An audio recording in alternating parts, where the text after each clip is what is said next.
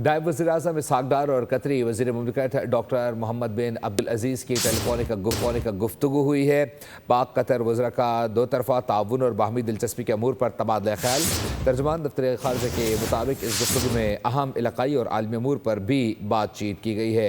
मज़ीद तफ़सीलात जानते हैं नुमाइंदा ख़ुसूसी बोल न्यूज़ सलमान अमान से। सलमान, बताइएगा क्या गुफ्तगू हुई? जो बिल्कुल डेवोस कॉन्फ्रेंस के बाद से नायब वज़ीर-ए-आज़म इसहाक़ डार की मुख्तलिफ इस्लामी ममालिक के वज़राए ख़ारजा से बिलख़ुसूस बातचीत जारी है। टेलीफोनिक राब्ते आप देख रहे हैं मुसलसल हो रहे हैं। आज भी उनकी बांग्लादेशी मुशीर ख़ारजा से भी बात हुई है।